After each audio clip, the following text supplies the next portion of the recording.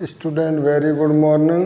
देखते हैं एक्सरसाइज 3.4 का क्वेश्चन नंबर 2, जिसमें हमसे कहा है कि form the pair of linear equations in the following problems and find their solutions by the elimination method.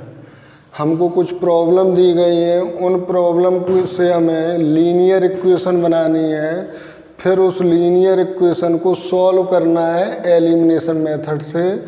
तो देखते हैं फर्स्ट प्रॉब्लम, जिसमें कहा है कि if we add 1 to the denominator and subtract 1 from the denominator. Sorry, ये है numerator. Numerator में if we add 1 to the numerator and subtract 1 from the denominator, fraction reduces to 1। अगर हम फ्रैक्शन के न्यूमरेटर में 1 ऐड कर दें और सब्ट्रैक्ट कर दें 1 फ्रॉम डिनोमिनेटर से, तो फ्रैक्शन रिड्यूस होकर के 1 हो जाता है टू 1। सेकेंड कंडीशन में कहा है इट बिकम्स 1/2, ये 1/2 हो जाएगा if we only add 1 to the denominator. अगर हम केवल डिनोमिनेटर में 1 ऐड कर दें तो ये 1/2 हो जाएगा। तो हमें फाइंड करना है फ्रैक्शन। तो देखते हैं क्वेश्चन। फ्रैक्शन में न्यूमरेटर और डिनोमिनेटर होता है, तो सबसे पहले लेट करते हैं। Let numerator be x and denominator भी y। डिनोमिनेटर हमने मान लिया y, डिनोमिनेटर भी y। तो हैंस रिक्वायर्ड फ्रैक्शन होगा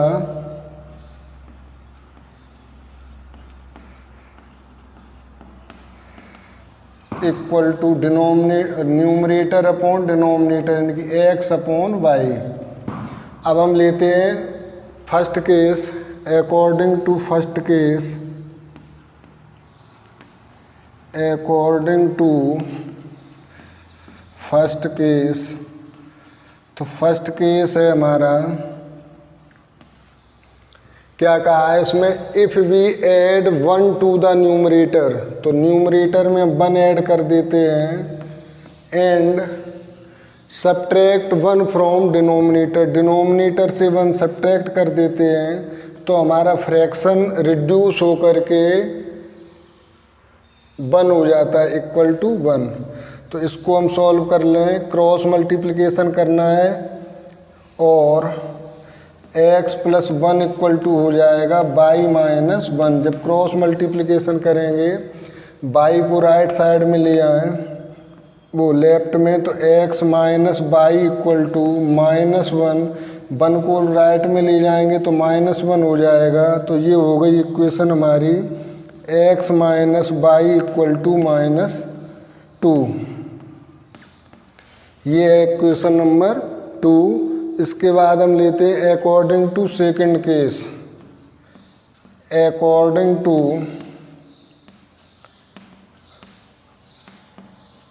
सेकंड केस, सेकंड केस में हमसे कहा है कि it becomes 1/2 if we only add 1 to the denominator. Numerator को हमें बिल्कुल नहीं छेड़ना है, डिनोमिनेटर में केवल 1 ऐड करना है, तो ये हो जाता है 1/2। अब इस इक्वेशन को हम सॉल्व कर लें तो 2x, क्रॉस मल्टीप्लिकेशन इसमें भी करेंगे, 2x इक्वल टू y + 1 और 2x - y equal to 1। Equation number ये हो गई हमारी 2। ये हमने प्रॉब्लम से लीनियर इक्वेशन फाइंड कर ली। अब इन लीनियर इक्वेशन को एलिमिनेशन मेथड से सॉल्व करना है, तो x y की वैल्यू आ जाएगी। सॉल्व करते हैं इन्हें। सॉल्व करने के लिए देखें क्या करना है हमें। सेकंड से फर्स्ट को माइनस कर दें, ऑन subtracting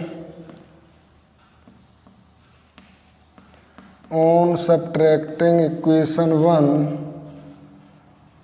from 2 से 1 को सब्ट्रैक्ट कर दें तो 2 है हमारा 2x minus y equal to 1 और 1 है हमारा x minus y equal to -2।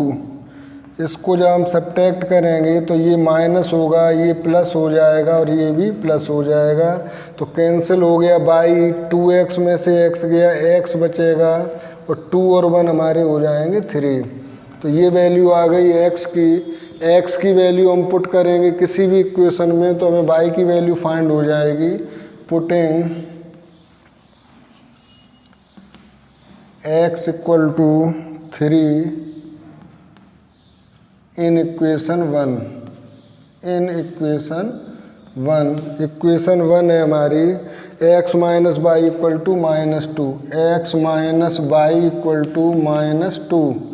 तो x की जगह हम पुट करेंगे 3 माइनस वाई इक्वल टू -2, तो माइनस वाई इक्वल टू हो जाएगा -2, 3 को राइट साइड में ले जाएंगे तो -3, तो माइनस वाई इक्वल टू -5, यानी कि y इक्वल टू आ गया हमारा 5 और x इक्वल टू हमारा निकला था 3।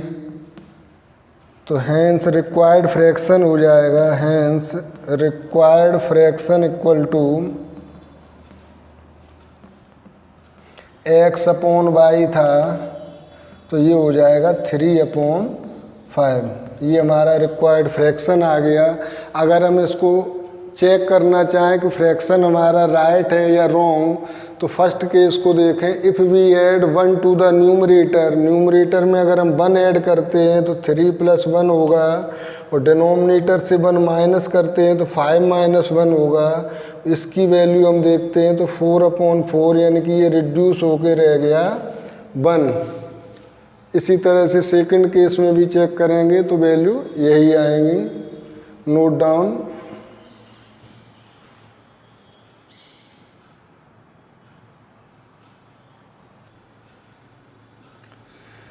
देखते हैं क्वेश्चन नंबर 2 का पार्ट 2, जिसमें हमसे कहा है कि 5 years ago Noori was thrice as old as Sonu. 5 year ago Noori was thrice as old as Sonu, यानी कि 5 वर्ष पहले नूरी की एज सोनू की एज की थ्राइस थी, 3 टाइम थी। 10 year सेकंड केस बताया है 10 years लेटर, 10 year के बाद Noori will be twice as old as Sonu. 10 year के बाद नूरी की एज सोनू की एज की डबल हो जाएगी। तो how old are Noori and Sonu, हमें एज फाइंड करनी है नूरी और सोनू की। तो सबसे पहले हम कंसीडर करते हैं let age of Noori and Sonu, late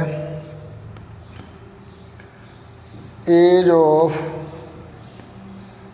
Noori B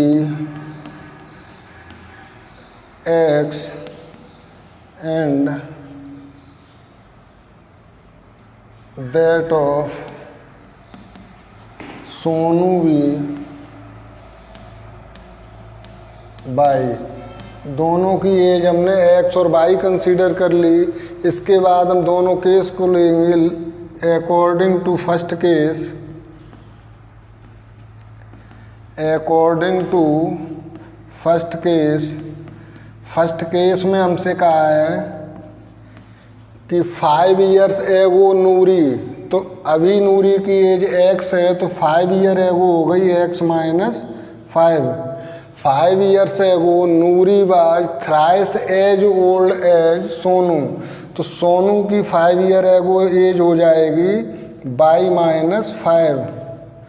और रिलेशन क्या बताया है कि नूरी की एज सोनू की एज की थ्राइस होगी, यानी कि ये हम लिख सकते हैं x - 5 equal to 3 bracket y - 5।